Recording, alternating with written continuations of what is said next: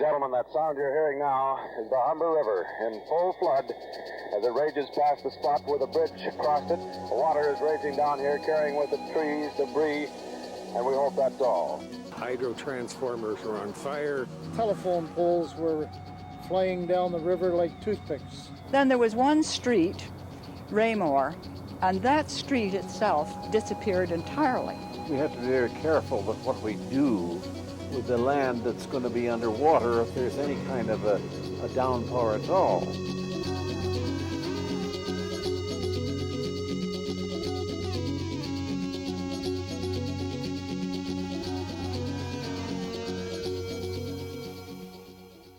It's hard to believe it has been half a century since Hurricane Hazel made its unwelcome appearance in the Toronto area October 15th and 16th of 1954. It was a Toronto of another time, an era that probably doesn't mean much to anyone born after Elvis Presley picked up a guitar. But the date and the event itself won't readily be forgotten by those Torontonians who lived through Hazel, some of whom consider themselves fortunate to have survived this quirk of nature and its unexpected impact on the staid, comfortable Toronto and vicinity of 1954. During its 14-day lifespan, between October 5th and 18th of 1954, Hurricane Hazel cut a swath of destruction between the small Caribbean island of Haiti and the Holland Marsh area north of Toronto. The storm caused 81 deaths in Ontario, and more than 1,800 families were left homeless. Damages were estimated at $100 million, which is about $1 billion in today's dollars. At least 371 people in the Caribbean, U.S., and Canada lost their lives to Hazel. The destruction of buildings, homes, bridges, and farmland was staggering. It was a Category 4 hurricane on a scale of 1 to 5 for measuring a hurricane's strength. And while there is some uncertainty about Hazel still being a hurricane force when it arrived in Toronto, there's no doubt it joined forces with an existing frontal weather system to create a weather phenomenon rarely, if ever, seen in Toronto or surrounding areas. Strong ingredients like the rotation and the rainfall from the hurricane get thrown into this other storm system, and that system perks up into something that's even stronger than what the hurricane was. It was in the Toronto area where the Hazel story is so poignant, if only for the fact that hurricanes in this part of the world are so rare. My own research more or less tells me that, the province didn't really believe that we could get that big a storm. That type of thing could really happen across this province. We really weren't prepared for it. The forecasters in the Dominion Weather Office in Toronto and Malton, they were very concerned because they know that these storms normally die when they move inland. But they were looking at the right ingredients here for something that they, to that point, had probably never actually had to forecast, but they had read about, they had learned about. Hurricanes belong to a class of storms known as tropical cyclones. They are intense rotating storms that form over warm ocean waters, typically in the tropics. Ocean water evaporates and lifts high into the storm, where the vapor condenses back into liquid water as rain. The heat stored in the water from the evaporation process is then released back into the core of the storm during condensation. This release of stored heat fuels the hurricane. In the Western Pacific, hurricanes are called typhoons, and similar storms in the Indian Ocean are called cyclones.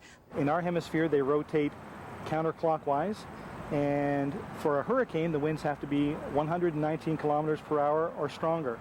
They typically have an eye in the middle of them, and as long as they stay over warm ocean waters, they'll just keep lasting, and some hurricanes can last for weeks. Prior to 1950, hurricanes were assigned names by the year in which they occurred, plus a letter from the alphabet. For example, 1942A. Today, male and female names are used alternately. Each year, a potential list of names is prepared for the upcoming hurricane season. If that system continues to get stronger and the winds reach gale force, 63 kilometers per hour, that's when it's now known as a tropical storm. And that's the magical point at which the storm is given a name. And they have lists of names that are already chosen ahead of time, and whatever the next name is on the list, the storm is selected. So back in 1954, when that particular storm formed, it was the 8th named storm of the year. Hurricane Hazel was born. More recently, weather watchers have noted certain abnormalities about hurricanes approaching the North Atlantic. Hurricane Juan's impact in Nova Scotia in September 2003, the string of hurricanes in the southern U.S. states, and the Peterborough flooding are evidence that shifting climatic patterns could bring more severe weather to southern Ontario. There's no doubt that the community has drawn some important lessons from Hurricane Hazel. The storm highlighted the need for a more coordinated flood control strategy. Following the Hazel floods, the Ministry of Natural Resources, Environment Canada, municipalities, local watershed managers, and conservation authorities formed a partnership aimed at protecting lives and property in similar emergencies. This partnership, a significant part of Hazel's legacy, continues today. The authorities deal directly with the Ministry of Natural Resources and Environment Canada in terms of the advice and information in terms of flood flows and flood levels, and that in fact speeds up the system to make sure that the warnings and forecasts get out to the public and out to the member municipalities as quickly as possible. We're very dependent upon Environment Canada for the weather-based information, telling us how much rainfall is going to occur, the type of thunderstorms that are going to occur across the province. And once we have that information, the role of the Ministry of Natural Resources, in relationship and partnership with our conservation authorities, take that information and issue the flood warnings. But despite the knowledge gained from Hazel and the protective measures put in place since 1954, there are still issues to be addressed and lessons to be learned. Flooding can happen at any time across the province. A lot of people think it only happens in the spring. You take a look at these storms that are happening. Guess what? A lot of them are happening in the fall, they're happening in the summer. Very major, large-scale events. And they can happen anywhere at any time. And chances are it's going to happen again. Let's be prepared. John Knox, senior meteorologist of the Dominion Public Weather Office, was on duty at the Malton Airport as Hazel arrived. In a scientific report of Hazel issued in 1955, Knox outlined the little-known fact of two Hazels. One, a dissipating hurricane, and two, an extratropical cyclone. Then we have what's left of Hurricane Hazel coming up. Something really strange going on in all of the weather observations in Virginia and Pennsylvania, and it was quite clear that Hazel was dying, but something else was forming. And the very clever work of the forecasters in the Ontario Centre recognized this, and based on that, they issued some warnings on the Friday, on the 15th, long before Hazel arrived, saying that very likely the folks in that area were going to be looking at an all-time record amount of rain. Although Hazel 1 did in fact lose strength over Pennsylvania, it combined with an easterly moving polar front over southwestern Ontario, adding more rain and energy to an already threatening weather system. Hazel 2, packing less wind but much more moisture, was born out of the mix. It would practically stall over the Toronto area and drop more than 40 billion gallons of water on ground that was already saturated from the days of rain leading up to the storm. In the post-World War II boom years, Toronto was an expanding city in terms of population and residential land use, as well as surrounding municipalities. Unfortunately, some residents chose to build their homes in flood-prone areas within the floodplain. This would have tragic consequences the night of October 15, 1954.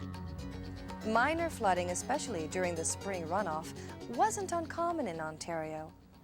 Some weather forecasters at the time tried to sound the alarm regarding Hazel, and there is still controversy today as to whether the city received adequate warning of the storm's potential impact.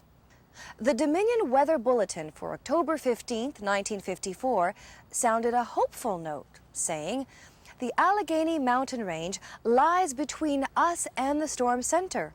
The mountain range may break up to materially weaken the storm's intensity." Certainly, the limited reach of the media back in 1954 made it more challenging to communicate the urgency of the weather forecast. But despite the increased sophistication of today's mass media, weather watchers are concerned that much of the public remains passive in the face of weather-related emergencies. So one of the things that we've learned after Hurricane Juan, and this is something that apparently they learned after Hurricane Hazel in 1954, is that even though the warnings were good and the forecasts were good and they were accurate, what we all needed to do was to scream louder, a hurricane is coming. Hurricane Hazel reinforced the need for a watershed approach to water management and flood control. This consists, in part, of acquisition of flood-prone lands to keep people and homes out of harm's way in the event of future flooding. Flood mitigation programs in Ontario also include the construction of dams and reservoirs and the implementation of an ambitious program to develop a provincial floodplain planning policy. Brian Denny is Chief Administrative Officer of Toronto and Region Conservation. Conservation authorities in Ontario really started in the mid-40s, and it came from an effort by the agricultural community, the forest community, naturalists who were concerned about loss of biodiversity, people who were concerned about water supply and pollution. They all got together and realized that one of the best way to manage for environmental issues was to do it on a watershed basis. So the province basically accepted that concept and started to form conservation authorities, and a number of them were already in place prior to Hurricane Hazel. What happened with Hurricane Hazel was it brought a new sense of urgency to the whole issue of water management in particular. TRCA will continue with a lot of the programs that we've undertaken for the last 40 years now, almost 50 years. But I would say that the new thrust is to do even a better job of stormwater management. In watersheds like ours, which are rapidly being urbanized, that change in land use has a big impact on the runoff characteristics of the land. So we need to do better and better at controlling the runoff from urbanization. In Ontario, conservation authorities, along with the Ministry of Natural Resources, use stream gauges, weather stations, meteorological forecasts, surveys, and computer models to determine the potential for flooding and, when necessary, issue bulletins. We know the development of hurricanes, we know where they're moving, we know where they're going to weeks in advance, days in advance of what may actually happening. Since that time, we've developed flood warning, flood forecasting systems that can take information on rainfall precipitation, rainfall measurements. We have stream flow monitoring systems that can more or less tell us, given how much rainfall we're going to have from an event, how high is that water going to go. There are 36 conservation authorities located in Ontario. Their job is to manage Ontario's natural resources in partnership with government and non-government organizations, as well as landowners. Conservation authorities are local organizations that were originally formed to protect people and property against flooding and erosion. Today, they also manage watershed activities. Ontario's conservation authorities are internationally regarded for watershed management. A watershed is an area of land that catches rain and snow and drains or seeps into a marsh stream, river, lake, or groundwater. Homes, farms, forests, and cities can make up watersheds. They come in all shapes and sizes, from millions of acres to a few acres that drain into a pond. For many people of Toronto and the surrounding areas, October 15th, 1954 was just a wet, windy Friday evening. Some people had wet basements, some lost power, and some just complained about the weather and simply slept through the night. But others weren't so fortunate. Friday night, when the Hazel hit here, it was raining and high winds, very stormy. And then we found out the next day that the Humber had been in full flood and people's lives were lost. So the regiment was called out to come down here on the Sunday to search for the bodies. As well, Hazel claimed the lives of 5 volunteer firefighters in Etobicoke. The 5 were swept from their aerial truck into the Humber River after attempting to rescue a group of young people who were trapped on the roof of their car. Brian Mitchell is a long-serving member of the Toronto Fire Department. In 1954, he was doing double duty as a paid and volunteer firefighter in West End, Toronto. It ended up that they were pulled right out into the mainstream of the Humber, and they went anywhere from 1.5 miles to 2.25 miles down the river, where we found their bodies the following or 2 days later. More than 20 bridges in the West End of Toronto were washed away or badly damaged by raging floodwaters. In the old town of Weston, the Humber River rose 6 meters, swept away an entire block of homes on Raymore Drive, killing more than 30 people. A washed-out bridge acted as a dam, forcing the rushing water of the Humber River beyond its banks, surrounding homes and trapping people inside. Flooding also destroyed a trailer park in Woodbridge in the northwest, killing 20. In Long Branch, to the south, 7 people were killed and almost 400 left homeless when floods washed away a cottage settlement and a second trailer camp. One of Canada's best-known storytellers, Pierre Burton, encountered Hazel's flooding while driving his family to Kleinburg, Ontario from downtown Toronto on the evening of October 15, 1954. I was working at McLean's at the corner of Dundas and University at the time. I remember waiting for my wife and becoming a little fidgety because she was late getting there and I knew it was raining hard. But she finally arrived with my mother, her closest friend from Vancouver, and at least one babe in arms. And we got as far as the town of Kleinburg. And there we had to leave the car because really the river was overflowing. And we walked home, and I don't know how we got across that bridge because it went out there wasn't a bridge left the next morning. Canadian television and radio icon Betty Kennedy was drawn to the story while researching a book on Hurricane Hazel. When I spoke on CFRB and said, I'm doing a book on Hurricane Hazel, are any people out there who have, stories they would like to tell, would they write to me? And they did. And they wrote to me by the hundreds. It made you realize how vulnerable you are. Most of these people would have had no idea that that day would be their last day on this earth, or that they would die in the aftermath of a hurricane. There were people who got stuck in a ditch by a bridge and saw another car that made it out of the ditch and onto the bridge, only to watch the bridge go.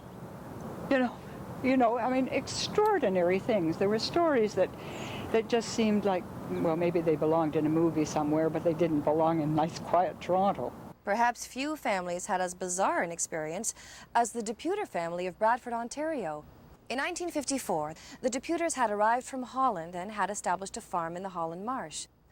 Despite having experienced floods throughout the German occupation of Holland during the Second World War, in addition to the massive floods of 1953, the Deputers never expected an inland setting like southern Ontario would present a similar threat. In 1953, we have a big flood in Holland where 2,200 people died.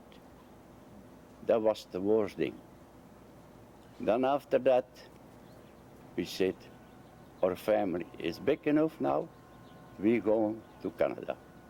We didn't expect that we came in Canada that we would get a flood there again. But it happened anyway. John's son Bill was 20 when Hazel struck. The water kept pushing the door open, so we ended up nailing it shut to prevent the water from coming in. At a certain time, the water outside the house was higher than it was inside of the house. We had a little water. It was our house that raised up from its piled footings and moved. Our family home ended up, after floating through the marsh for 3-4 hours in a circle, and we ended up right over here. Augie Ellens operated a grocery store on the marsh. And I was busy the afternoon because everybody was stocking up on groceries just in case they couldn't get to the store, but nobody expected really big flooding except maybe some water on the ground. And until about supper time, I guess, it seemed to get worse. And then one of the boys from across the road, he helped me out that Friday evening, and we took all the stuff off the bottom shelves and put it on the top shelf just in case we had water on the floor. But the problem was the water reached about 6 inches above the highest shelf. Around 11:30 at night, we were on the front porch when the water had reached up to their dock, to their porch. And that's when the weather was quiet. And apparently we were in the eye of the hurricane at the time. They picked us up in the morning. It was around 7:30 maybe. A boat came up to their house. They were looking for people because nobody had any idea who was left in the marsh. And they had a kind of a flat addition to the house with a flat deck. And it was like a dock. They pulled up and we climbed out of the window into the boat and they took us to the canal bank. Matt Vaughn was working at a research station in the Holland Marsh when Hazel blew in. Despite some weather warnings on the radio, he had little idea of what lay in store. It was raining for days already before that, and all the moisture, you know, the land was saturated, you see, and all that water that had to come from the upland, we call that in the upland, this is the lowland, had to come into a canal which goes around the area, and that canal couldn't swallow it. Water started to go over top of the dike, and then finally cut a hole into the dike, and the whole place filled up with water. But Hazel didn't deal everyone an even hand. Jim Davis was a member of Canada's military in October 1954. He was assigned the grim task of searching for the casualties of the flood. At the entrance to the bridge was completely washed out. It was just like a straight wall. And it would be down about 10 feet. So where I'm standing now would be all washed out as well. All the troops were issued with poles, and we went all down the embankment here looking for bodies.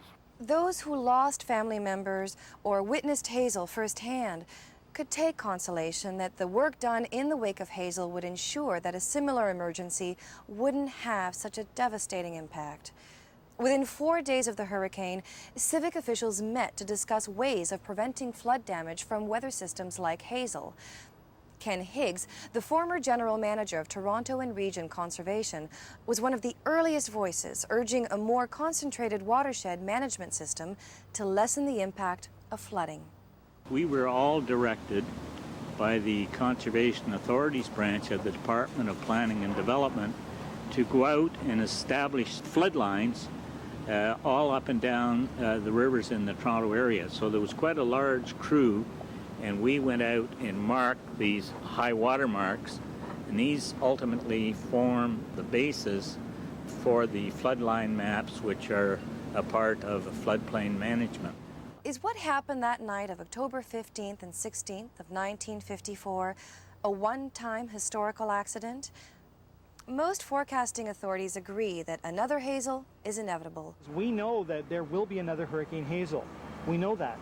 We don't necessarily know when, but we want to make sure that the forecast centers around the world, not just Canada, are prepared to handle these kind of storms so that we're not caught by surprise, because it seems that people are continuing to put themselves in vulnerable locations, places where they will be inundated by flooding rainfalls or building right at the coastline when these storms make landfall.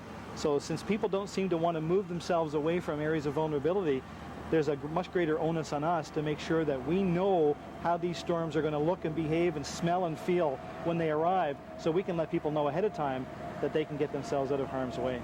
Emergency management legislation in the province stresses a four-part response to natural disasters such as Hazel: prevention, mitigation, preparedness, response, and recovery. We have a program in the province built with the conservation authorities called flood forecasting and warning. On a daily basis across the province, we assess what the flood potential is. Once we know what flood potential is, and there's going to be a flood potential, warnings will go out to municipalities. The next part is, once we have the information going out, it's called being prepared. Let's be prepared to deal with floods. Let's develop plans. If we know that an area is susceptible for flooding, we have to make plans on where do we evacuate people, what utilities are at risk, sewer systems, that type of thing. How do we be prepared to deal with the urgent questions that come forward during a flood event? Once we get into a flooding situation, we talk about emergency response. We're actually dealing with the flood event. The water's here, folks. It's rushing very, very quickly. What do we have to do to mitigate the consequences, to risk the loss of life and property damage? A lot of things we can do. We can think about sandbagging if we've got time to implement sandbagging. We can evacuate people. We can control traffic.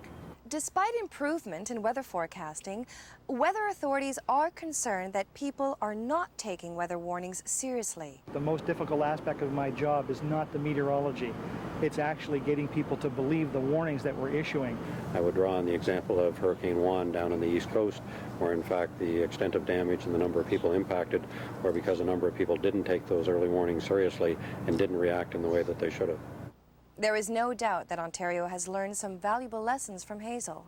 We're at a time now where another great water tragedy, the Walkerton tragedy, which was really a water quality issue, contrasting with the water quantity issue of Hurricane Hazel, has now brought the province back to realizing that we need to do a much more effective job of water management on a watershed basis. So what is Hazel's legacy?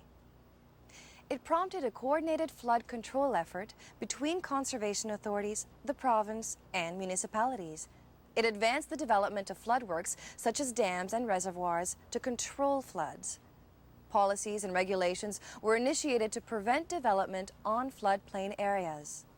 Improved technology now provides more accurate weather information and stream flow monitoring.